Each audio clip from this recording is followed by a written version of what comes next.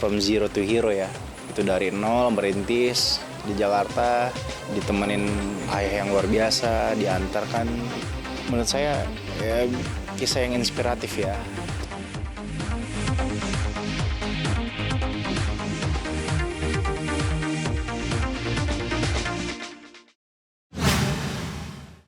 Ya harus lah.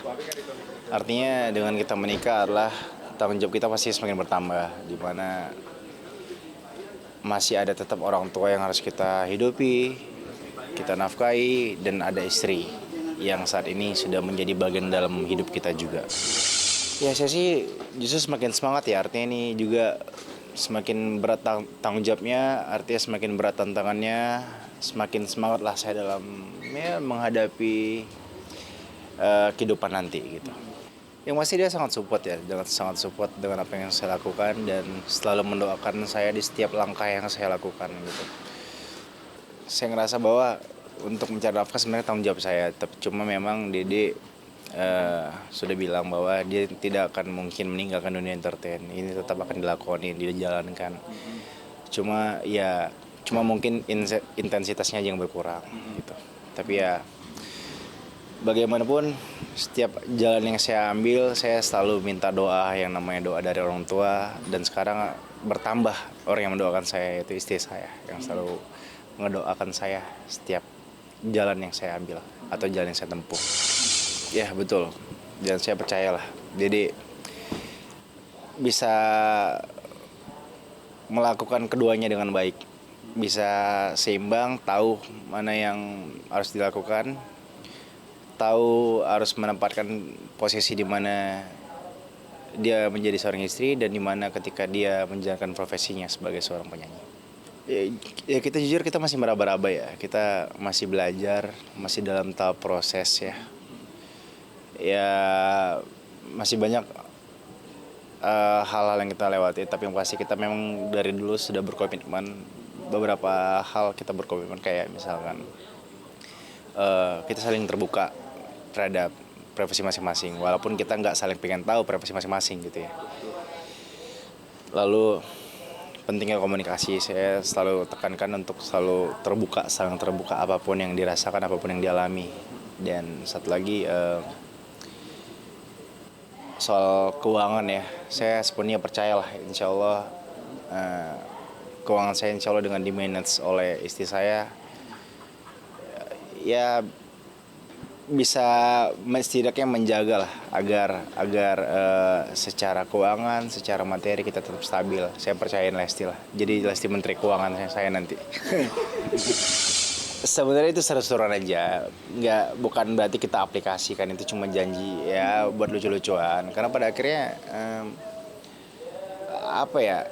Ya hal-hal seperti itu kan bukan itu kan perjanjian karena sifatnya adalah untuk keseruan dalam acara kemarin gitu. Tapi memang kita pun ya dalam agama memang dianjurkan dong suami istri harus tetap menjaga romantismenya, keromantisannya. Seperti ketika berangkat suami mencium kening istrinya, itu adalah pahala tersendiri bagi kita. Seperti saat tidur juga berpelukan, itu juga menjadi pahala juga buat kita gitu. Ya tinggal kita juga nggak mesti dibikin perjanjian, sebenarnya itu kan cuma lucu-lucuan. Tapi pada dasar kita memang berniat atau berinisiatif untuk melakukan hal itu secara kontinu gitu. Kita akan menjadikan sesuatu hal itu, sesuatu yang menjadi pahala tadi, menjadi suatu kebiasaan yang kita lakukan sebagai suami istri. Saya justru sempat nyariin ke Dede tuh. Ya udah, refreshing boleh kita kalau ngilangin rutinitas kepenatan selama di Jakarta. Mungkin kita bisa 3 bulan di sini nginep dulu gitu. Cuma kan memang kita ada kewajiban di sini. Jadi belum bisa untuk kesana. Karena lumayan makan waktu dan lumayan nguras tenaga jika kesana. Tapi seru sih, saya juga ngerasa ketika ngeliat rumah tersebut, lalu saya ngelihat bagaimana perjalanan seorang Lesti Kejora, perjalanan istri saya dari saya tahu rumahnya tadi hanya papan, lalu sekarang bisa rumah yang gede ya, luar biasa. Bisa dibilang kisah hidup from zero to hero ya.